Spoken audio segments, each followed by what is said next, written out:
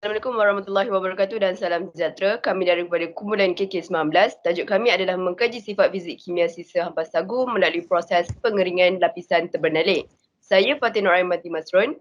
Seterusnya ahli saya adalah Muhammad Firdaus bin Ismail, Muhammad Ridwan Hidayat bin Muhammad dan juga Arni Nazirah binti Tahir. Okay, untuk pendahuluan, pokok sagu adalah spesies sawit yang dalam jenis Metrosylon yang berasal daripada Asia Tenggara tropika. Malaysia merupakan salah sebuah negara pengeksport sagu terbesar di dunia. Tanaman pokok sagu di Sarawak merangkumi kawasan sebanyak 1.5 hektar iaitu kira-kira 12 peratus daripada jumlah kawasan tanah di negeri tersebut.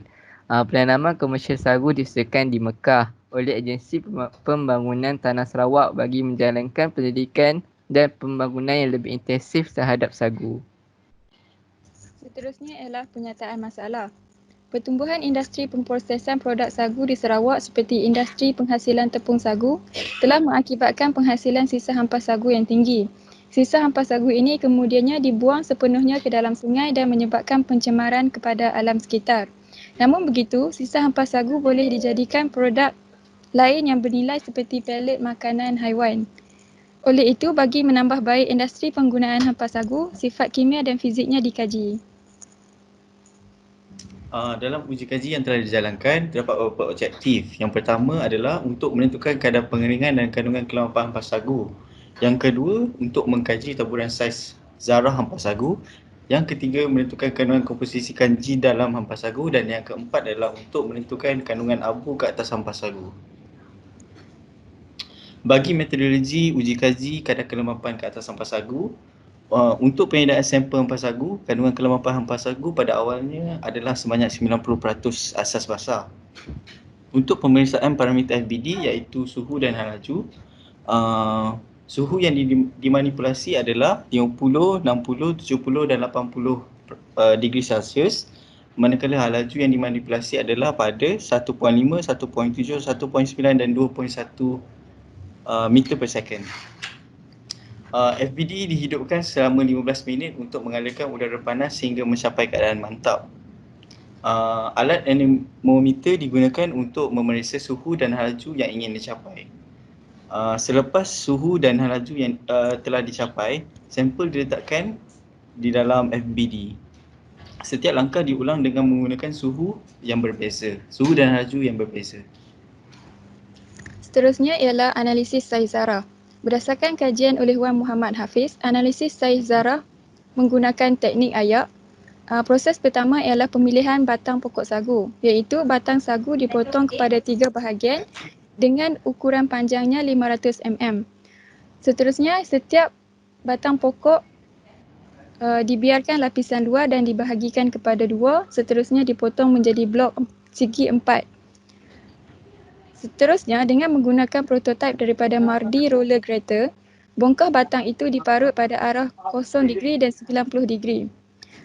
Kemudian 1.5 kg serat sagu yang diparut dikeringkan pada suhu 68 degree Celsius dan diayak menggunakan 5 saiz ayakan yang berbeza, iaitu 28 mm, 2 mm, 1 mm, 0.85 mm, 0.425 mm dan 0.3 mm selama 5 minit.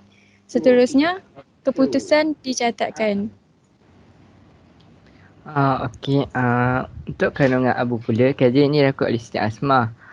Untuk pertamanya, hampas sagu dan kulit sagu diambil sebanyak 2 gram dan dimasukkan ke dalam mangkuk pijat silika. Selepas itu, mangkuk pijat silika tersebut yang berisi hampas sagu dan kulit kayu dimasukkan ke dalam rela bagas. Kemudian tetapkan suhu minimum pada rela bagas iaitu 100 darjah Celsius. Selepas 30 minit, tingkatkan suhu kepada 200 darjah Celsius.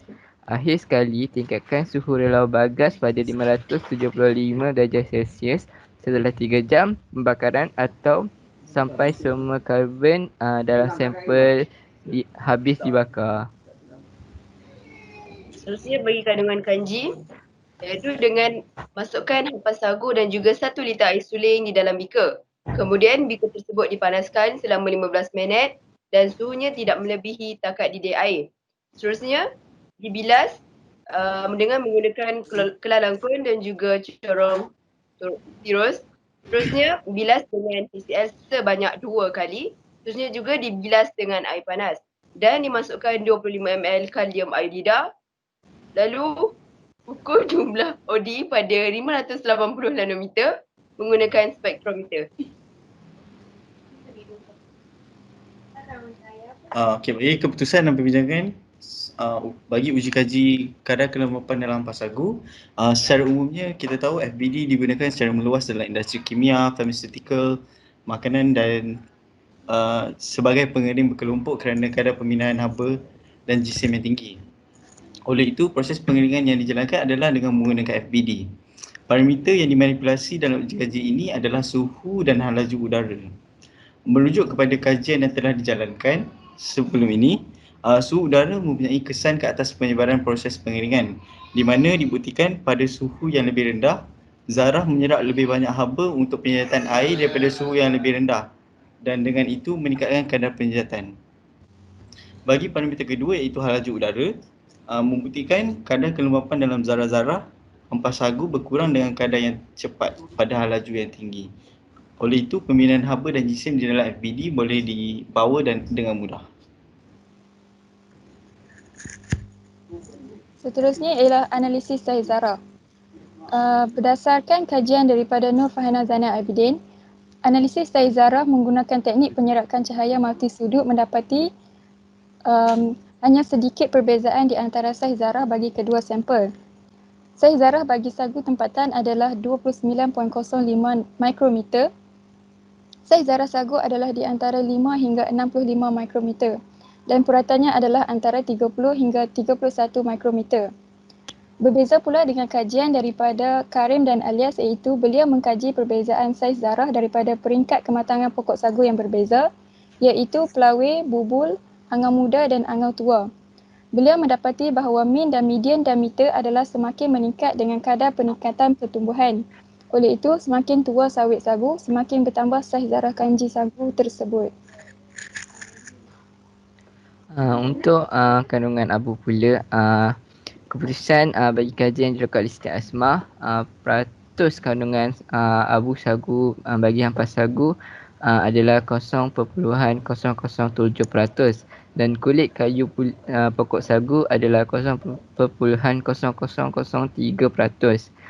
Kandungan abu pada kayu pada umumnya kurang daripada 0.5%, sedangkan pada kulit kayu lunak dan kayu keras rata-rata 2% dan 5%. Untuk keputusan kajian yang dilakukan oleh Budi Santoso, kadar abu bagi hampas sagu dan hampas tebu telah didapati iaitu 6.58% dan 1.36%. Berdasarkan graf menunjukkan perbandingan di antara 3 kajian, iaitu dari kajian Jeno et al., kajian Lee et al. Dan Ozawa et al.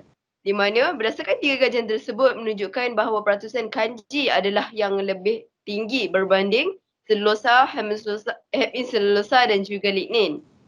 Berdasarkan graf tersebut juga menunjukkan bahawa lignin adalah yang paling rendah, iaitu dari kajian Jeno et al. Dan juga Lee et al.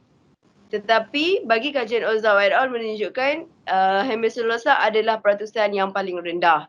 Seterusnya bagi kajian bagi kandungan selulosa dan lignin bagi hampas sagu dan juga hampas tebu menunjukkan bahawa peratusan hampas selulosa adalah yang lebih tinggi berbanding peratusan lignin. Bagi kandungan lignin bagi hampas tebu adalah yang paling tinggi berbanding hampas sagu, iaitu 22.09%. Okey, seterusnya kesimpulan. Faktor yang mengenai pengeringan adalah suhu udara, laju udara, ketinggian lapisan dan juga saiz zarah. Saiz zarah kebiasaannya digunakan teknik ayak yang mengasingkan zarah kepada pecahan-pecahan selang saiz yang berbeza-beza.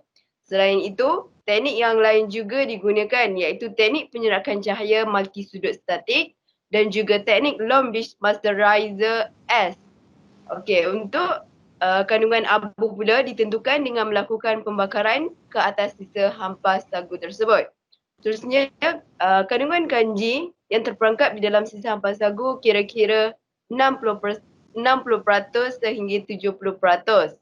Oleh itu, kandungan kanji menunjukkan nilai yang paling tinggi di dalam hampas sagu berbanding kandungan yang lain, iaitu hemiselulosa, selulosa dan juga lignin. Itu saja daripada kami. Terima kasih.